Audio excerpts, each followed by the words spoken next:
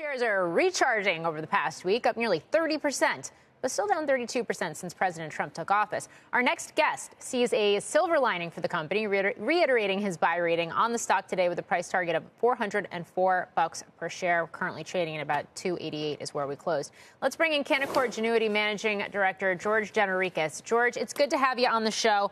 Why are you so bullish on Tesla here, especially given everything we've seen in terms of brand dynamics and controversy around Tesla and around Elon Musk?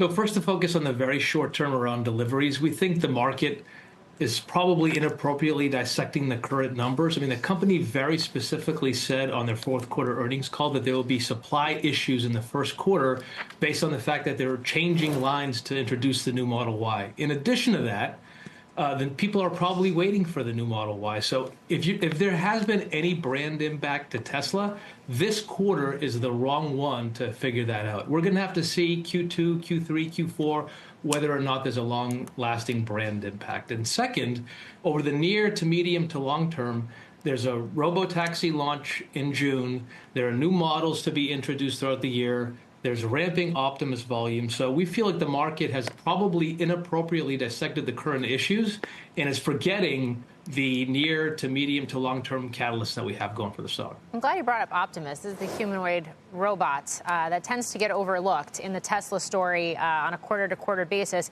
which brings me back to your note where you talk about the fact that you visited some of Tesla's locations, including the Cortex data center, which is powering and training full self-driving and Optimus. You call this the MIT for vehicular and humanoid robots. Do you think investors fully appreciate the AI play that is Tesla? We have these debates all the time about whether this is a car company or a tech company.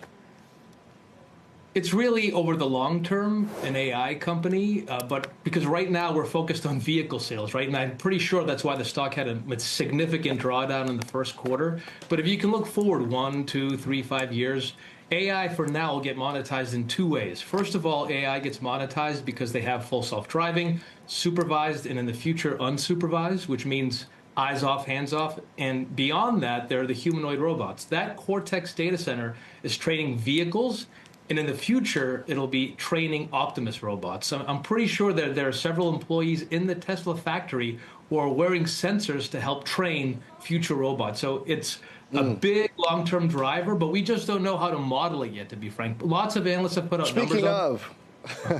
Yeah, speaking of modeling, George, question about China. So on the positive side, there's this 30-day full self-driving trial going on there. But then how are you modeling the China exposure when it comes to Elon Musk's closeness to the Trump administration? Is there any risk there depending on how the president's policy toward China unfolds? There's certainly risk. A significant amount of Tesla sales come from China. China helped in a big way in 2024, is helping 2025 so far from all the public data that we have. So it's a big part of their vehicle sales. And in the future, they hope to monetize full self-driving in China. So to the extent any political issues translate in reduced sales or reduced exposure to China, that is without a doubt a risk, Tesla. So what's your expectation on whether that happens and how investors should position, or you will position if it does?